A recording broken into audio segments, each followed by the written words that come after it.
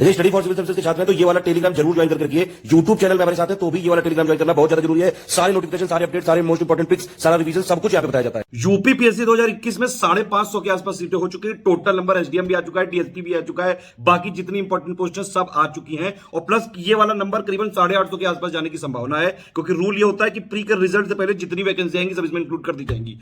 कहने का यह मतलब है कि हीरो जी और हीरोइनी जी की भैया नंबर ऑफ वैकेंसी जो है काफी ज्यादा रिस्पेक्टेड पोजीशन पे रहेंगी और सिलेक्शन भी आप ही लोगों में से होगा। अब आप लोग के पास दो ही ऑप्शन है। पहला ऑप्शन ये है कि फालतू की जो सोशल मीडिया पे मठाई करते रहते हो वो सारी चीजें छोड़ के सिर्फ फोकस एरिया पे आप जो है पढ़िए और लगातार अपने 90 दिनों में सिर्फ उतनी जगह पे फोकस करिए जिससे आपका प्री निकल जाए, क्योंकि प्री निकालना फेसबुक पे जाके तुर्रम खानी कमेंट करने जैसा आसान नहीं है। यहां पे आपको लगातार कंसंट्रेशन बना के और प्लस लगातार कंसिस्टेंसी के साथ रेगुलरिटी मेंटेन करते हुए लगातार पढ़ना पड़ेगा। कंपटीशन बहुत टफ है तो, और नहीं भी है, क्योंकि सीरियस लोग तो कम ही रहेंगे। और दूसरा ऑप्शन आपके पास ये है कि भैया पूरे सिस्टम को गरिया लो, पूरी दुनिया को गरिया लो, अपने दोस्तों को गरिया लो, अपने रिश्तेदारों को गरिया लो, जो टॉपर्स हैं उनकी शक्ल देख देख के उनको गरिया लो, या फिर यूट्यूबर्स को गरिया दो, टीचर्स को गरिया दो, सरकार को गरिया दो, सबको गरिया दो। पूरी भड़ास निकाल लो जब तक जो है आपके मन में कुछ भी चीजें बची रहें, और लगातार इतनी भड़ास निकालो, इतना क्रांति ला दो कि बिल्कुल जो है दुनिया में संग्राम आ जाए। लेकिन उससे आपको फायदा नहीं हो पाएगा, क्योंकि प्री तब तक निकल चुका होगा। अब आप एनालिसिस देखिए, फालतू बातें फालतू सुनते रहते हो आप।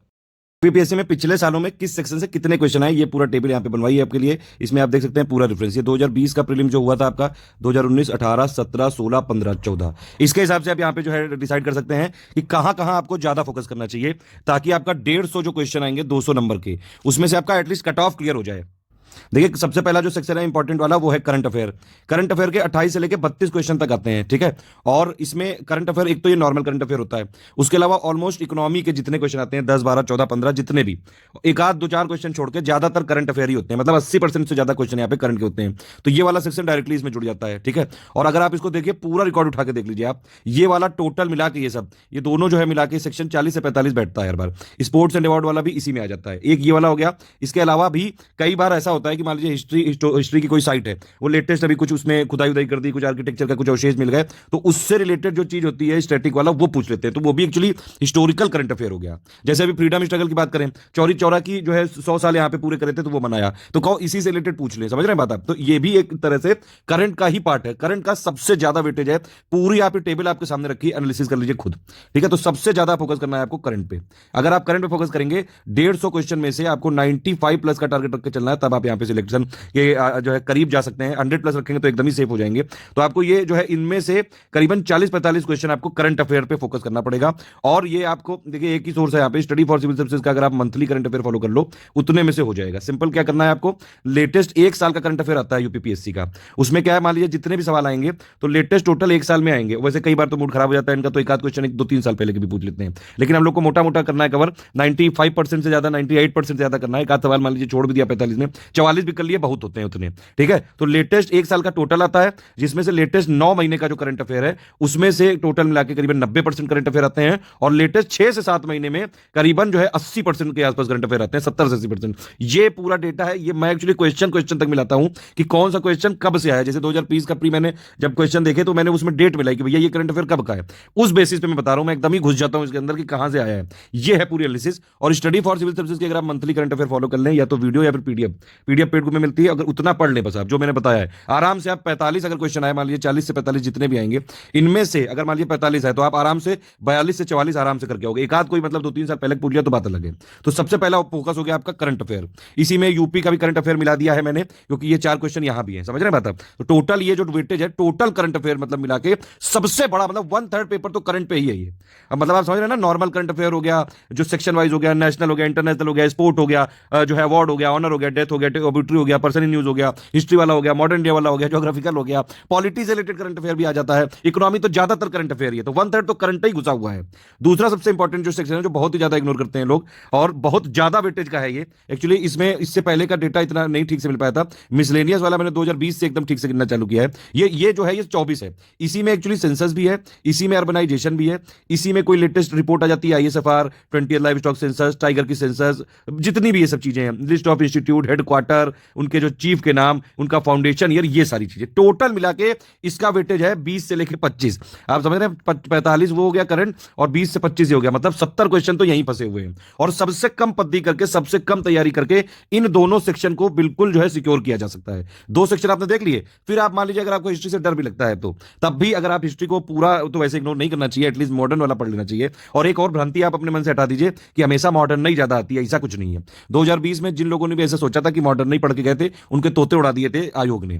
समझ रहे हैं बात आप? एंशिएंट के 6 आए थे, मिडिवल के 10 आए थे और मॉडर्न के सिर्फ 6 आए थे। समझ रहे हैं? तो हिस्ट्री पे फोकस अगर करना है तो पूरा करना, लेकिन अगर मान लीजिए कुछ ना बचे तो एटलीस्ट हमारा क्या करिएगा, आप हिस्ट्री का कंपाइलेशन और लिस्टिंग देख लीजिएगा। इतने में से आप जितने भी क्वेश्चन आएंगे हिस्ट्री के, 25 क्वेश्चन अगर आएंगे तो आप आराम से 16-17 बना सकते हैं कंपाइलेशन लिस्टिंग आराम से। एटलीस्ट मैं एटलीस्ट की बात कर रहा हूं, यहाँ पे हिस्ट्री में मैं नहीं क्लेम करता हूं कि 25 में से आप जो है 22-24 बना के आएंगे, क्योंकि मुझे पता है वो आप हर बार जो है आयोग की आदत है, आप जो बुक फॉलो करोगे वो बदल देंगे ये लोग। देखिए इस बार देखिए कोई नया रेटर एकदम से हीरो बनेगा, ठीक है? तो ये आयोग की वो है, और इसको आप जितना आप पीछे भागोगे उतना ही आयोग यहाँ पे करवट बदलेगा। तो हिस्ट्री में आपको ये टारगेट रखना चाहिए कि जितने क्वेश्चन आए एटलीस्ट 90% के आसपास आपके करेक्ट होने चाहिए, ठीक? फिर उसके बाद वैसे तो मैंने क्या बताया, करंट अफेयर, मिसलेनियस। मैं तो अगर मेरी स्ट्रेटजी से चले आप तो थर्ड आपको रखना चाहिए पॉलिटी, सबसे सरल है और सबसे ज्यादा क्वेश्चन आते हैं। 15-20 क्वेश्चन आपको हमेशा मिल ही जाएंगे, यहाँ पे देख रहे हैं आप।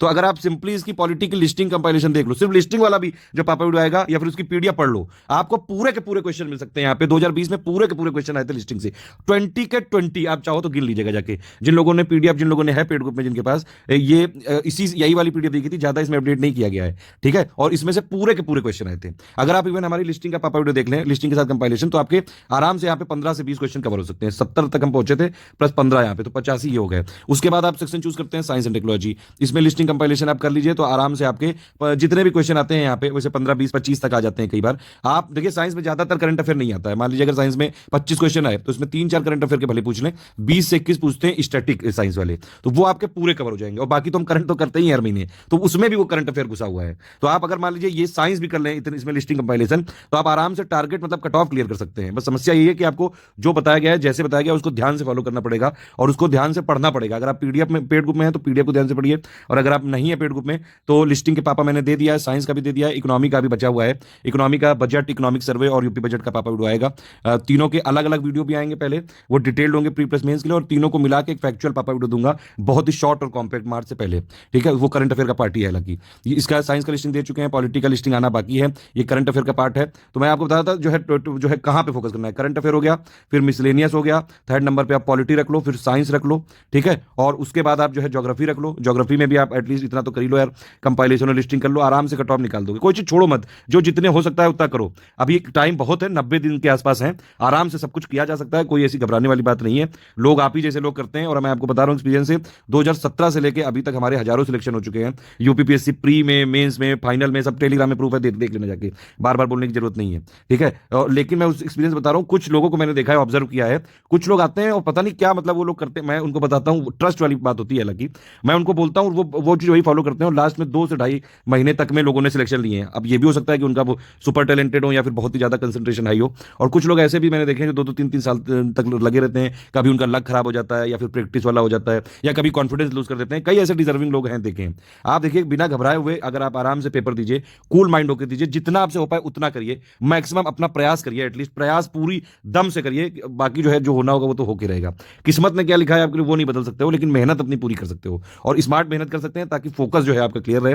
इतने सेक्शन पे फोकस करेंगे इस हिसाब से, current affair, miscellaneous, polity, science आपका जो हो गया, फिर उसके बाद इन्वायरमेंट वाला कर लो। इन्वायरमेंट वाला तो मैंने बताया नहीं, इन्वायरमेंट में ज्यादातर नंबर्स आते हैं, नंबर ही नंबर, लिस्टिंग अगर डालो, लिस्टिंग और कंपाइलेशन इसकी आराम से, बहुत ईजी है ये। फिर उसके बाद ज्योग्राफी, आप इवन मैं कह रहा हूं सबसे लास्ट में हिस्ट्री करो, और इसमें हिस्ट्री में भी पूरी ना हो पाए तो मॉडर्न वाली कर लो। बस इतने में भी आप आराम से जो है प्री निकाल लोगे। बस प्री निकालना जरूरी है, क्योंकि प्री सिर्फ क्वालिफाइंग राउंड है, ये डेटा के हिसाब से मैंने आपको बताया पूरा।